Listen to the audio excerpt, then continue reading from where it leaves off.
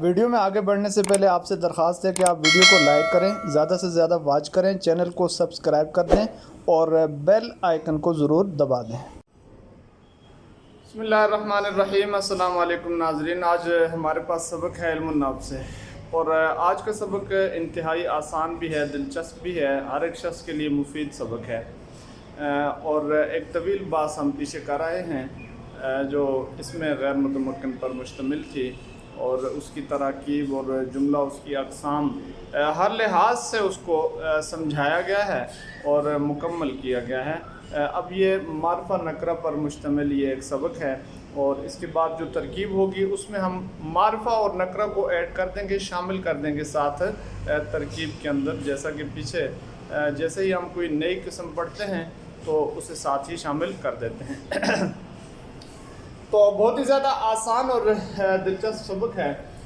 معرفہ اور نکرہ، عموم و خصوص کے اعتبار سے اسم کی دو قسمیں ہیں، معرفہ، نکرہ۔ آپ دیکھ رہے ہیں معرفہ وہ اسم ہے جو معین شے کے لیے وضع کیا گیا ہو، معین شے جو بھی ہو اس کے لیے وضع شدہ جو اسم ہوتا ہے اسے معرفہ کہتے ہیں۔ اور جیسے زید ہے، مکہ وغیرہ، جتنے بھی جگہ کا نام یا علم وغیرہ باقاعدہ آئے گا۔ اور نکرہ وہ اسم ہے جو معین شے کے لیے وضع نہ ہو بلکہ غیر معین شے کے لیے وضع ہو۔ رجل، ہر ایک کو رجل کہتے ہیں مرد، اور کتاب، ہر ایک کتاب کو کتاب کہہ دیتے ہیں جب تک کتاب کا کوئی مخصوص نام سامنے نہ آ جائے۔ اور آپ دیکھ رہے ہیں معرفہ کی 7 اقسام ہیں، اس سے پتہ چل گا کہ نکرہ کی کوئی قسم نہیں ہے، نکرہ ایک ہی قسم پر مشتمل ہے، بس معرفہ کی آگے اقسام ہیں اور 7 اقسام ہیں۔ پہلی قسم ہے ضمیر، اور ضمیر وہ اسم ہے جو متکلم، مخاطب یا غائب کا حال بیان کرے۔ یہ سب کچھ پیچھے گزر چکا ہے، دوبارہ مختصر کر کے لکھ دیا گیا ہے۔ انا، نحن، انت وغیرہ جتنے بھی ضمائر ہیں، چاہے وہ مرفوع سے تعلق ہو، ان کا منصوب سے ہو، مجرور سے ہو، وہ سب کے سب معرفہ کی اس قسم میں شامل ہوں گے۔ نمبر 2 ہے ہمارے پاس عالم، وہ اسم جو کسی خاص شخص، جگہ یا شے کے لیے وضع ہو۔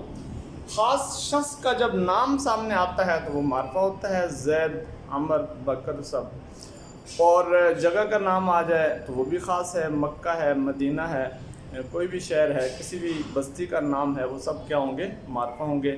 اور خاص شے کا نام بھی معرفہ ہو جاتا ہے، جیسے ماء، آپ کہتے ہیں پانی کو، ہر پانی کو کہا جا سکتا ہے، لیکن زمزم جب آپ کہیں گے تو خاص پانی کا نام سامنے آ جائے گا تو یہ خاص شے ہو جائے گی۔ اسی طرح جو تیسرے نمبر پہ ہے اسم موصول، وہ اسم جو صلہ کے ساتھ مل کر جملے کا جز بنے، صلہ کے ساتھ ملے اور جملے کا جز بنے، جیسے الذی، اللتی وغیرہ جتنے بھی اسماء موصولہ ہم نے پڑھ لیے ہیں پیچھے، وہ سب اس میں شامل ہوں گے۔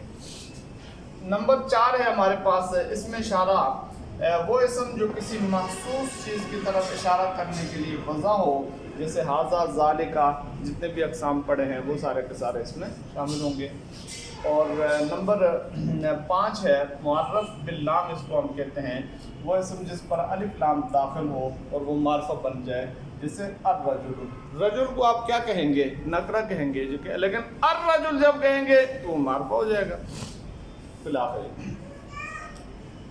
اور نمبر 6 ہمارے پاس معرفہ بالاضافت، وہ اسم جو ان 5 میں سے کسی ایک کی طرف مضاف ہو کر معرفہ بن جائے۔ ہر ایک کی مثال میں نے لکھی ہے، دیکھیں غلام نکرہ ہے، لیکن غلام میں اضافت جو ہو رہی ہے وہ ضمیر کی طرف ہو کے یہ معرفہ ہو جائے گا۔ غلام نکرہ ہے لیکن غلام الزیدن میں یہ عالم کی طرف مضاف ہو کے معرفہ ہو جائے گا۔ غلام نکرہ ہے لیکن غلام الذی ضربتہ، یہ اس الذی کی طرف مضاف ہو کے کیا ہو جائے گا؟ معرفہ ہو جائے گا۔ غلام نکرہ ہے لیکن ھذا کی طرف مضاف ہو کے معرفہ ہو جائے گا۔ غلام نکرہ ہے لیکن غلام الرجل معرف باللام کی طرف مضاف ہو کے یہ معرفہ ہو جائے گا۔ اور معرفہ بن ندا اس کو کہتے ہیں 7 نمبر پہ، وہ نکرہ جس پر حرف ندا داخل ہو کے معرفہ بن جائے، جیسے یا رجل۔ یہ 7 اقسام ہیں جی معرفہ کی، اور معرفہ کی تعریف، نکرہ کی تعریف۔